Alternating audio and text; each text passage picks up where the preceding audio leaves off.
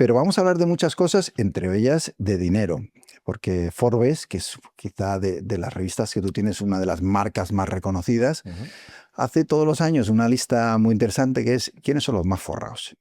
Sí. Se hace a nivel global, se hace a nivel Los podridos. español, los podridos de dinero, ¿no? Sí. Y a la gente le encanta conocer más de todo eso. Vamos a hablar de muchas más cosas, pero una de ellas es de Forbes y de esa gente que tiene muchísimo dinero, que no saben ni qué hacer con ello, ¿no? ¿Cuánto hay que tener para ser considerado rico? Bueno, para ser considerado rico en España y En para España. ser considerado, varía más o menos cada año, según las estadísticas del gobierno, con 1 millón de euros en la cuenta corriente, para Hacienda eres considerado rico. No 1 millón de euros en patrimonio, no que tu casa cueste 1 millón de euros. O sea, aparte de tu casa y de tus coches y tal, tener Sí. 1 millón en el banco, ¿no? O en acciones. O en acciones. Es decir, si tienes 1 millón en liquidez, eres considerado rico para el gobierno.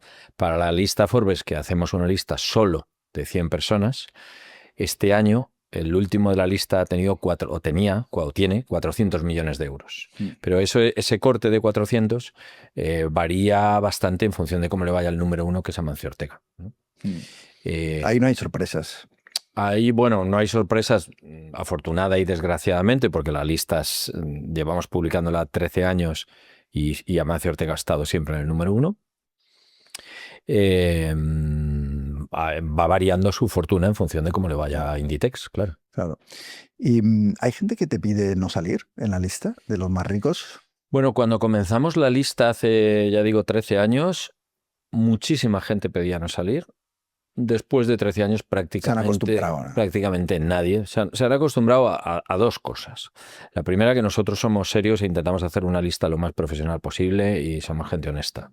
La segunda es que Hacienda sabe mucho más de su patrimonio de lo que publica la lista Forbes, porque la lista Forbes solo publica las posiciones públicas, es decir, las acciones, pero no publica el patrimonio que tienen, no publica si se han comprado con los dividendos un cuadro, un reloj, un barco, un coche, porque no somos inspectores de Hacienda. Con lo cual, bueno, pues siempre hay alguien que te dice, hacen los dos comentarios, siempre hay alguien que te dice, oye, ¿qué tengo que hacer para no estar? Y hay alguien siempre que quiere estar. Sí, ¿qué tengo que hacer para estar? Entonces yo, el que tengo que hacer para estar, siempre hago la misma broma, digo, mira, tienes mi móvil, no hay problema, me mandas un WhatsApp y yo te meto. Y suele funcionar la broma porque el otro se ríe, se da cuenta que es un poco absurda. Y para no estar, pues también hago la misma broma y digo, mira, el teléfono de Cáritas te lo puedo dar y seguro que desapareces de la lista ipso facto. Dona tu fortuna y ya no aparecerás en la lista. Y también se ríen y la conversación se acaba ahí. Hablamos de Forbes, aquí la tenéis, revista estupenda, tapas, que a mí me gusta especialmente, ¿no? Gastronómica, de vida, de pasarlo bien, ¿no? Sí, de disfrutar de la vida comiendo. Están muy relacionadas. Tienes también Esquire y demás, y revistas de yates y de náutica, pero es verdad que está muy relacionado el dinero y el comer bien, porque se ha puesto un poco caro esto de comer bien, ¿no? Bueno, se ha puesto muy caro comer en los restaurantes, en los mejores restaurantes y los restaurantes de moda. Sigue habiendo restaurantes donde se come muy bien. Sí. Podríamos entrar a definir lo que es comer bien. Para mí comer bien es comer con una buena materia prima, con una buena elaboración.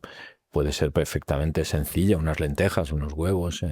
Luego hablamos de tapas, por seguir con Forbes y las listas, que por cierto, lo que dices tú del ego de querer salir, en el 2023, en la lista global, Trump se enfadó muchísimo porque había desaparecido de la lista, ¿no? Y ofendidísimo dijo, ¿cómo que no estoy yo en la lista de los más ricos, ¿no? Sí, sí. Bueno, no, él claro, hay un componente muy, muy importante que tiene que ver con la cultura de cada país. Nosotros pertenecemos a una cultura judío-cristiana, los países mediterráneos. En las culturas judío-cristianas el dinero no se debe exhibir. Hay más discreción. Sí, se debe ocultar. Aparece el concepto caridad frente al concepto filantropía, que es el concepto de los países sajones de cómo devolverle a la sociedad lo que tú has obtenido de ella.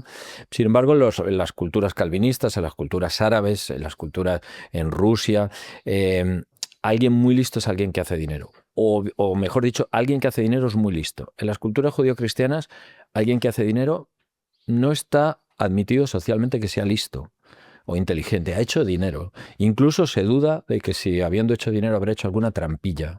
Entonces, la respuesta de Trump, o recuerdo un jeque árabe que hace como 10 años denunció a Forbes porque la cantidad que ponía era más pequeña de la que él consideraba, pues quiere decir yo soy más inteligente de lo que tú dices que soy. Y eso es difícil de comprender en nuestra cultura, pero para ellos es Sí, así. porque hay un vínculo para ellos de bueno, más dinero, más reputación, más Sí. mejor lo hecho, ¿no? Y Sí. está bien. Y por otro lado tienen un cierto compromiso filantrópico. O sea, Forbes América, no nosotros, porque no hemos conseguido todavía hacerlo, pero yo creo que lo acabaremos haciendo, publica una vez al año la lista de los mayores filántropos y es muy interesante porque te pone la variación de si han dado más o menos respecto al año pasado. ¿Y a qué lo dan? ¿Qué quiere decir esto? Que el filántropo nunca quiere aparecer como que ese año ha dado menos. Y entonces cada año tiene que dar un poco más para volver a aparecer en la lista con una flechita hacia arriba. Es una buena motivación esa.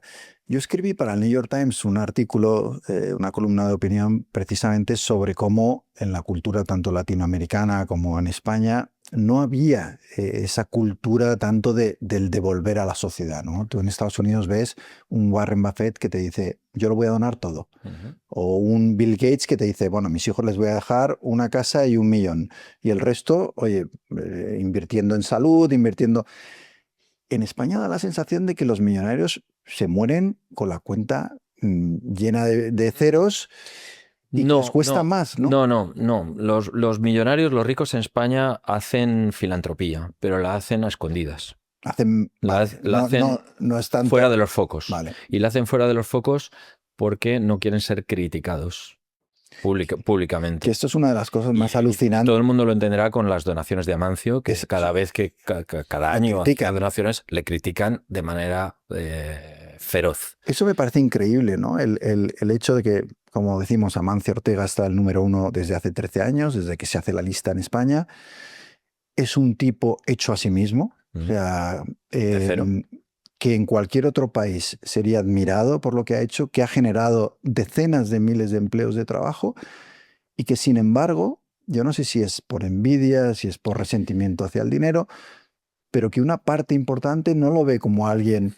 Bueno, yo creo que en España Amancio Ortega es admirado, unánimemente es admirado, pero hay un sector de ruidosos, no sé, minoritario, de gente que hace mucho ruido o que da por sacos, si se me permite la expresión, que no le va a perdonar, que siempre va a decir con la cantidad de dinero que tienes, qué poco das.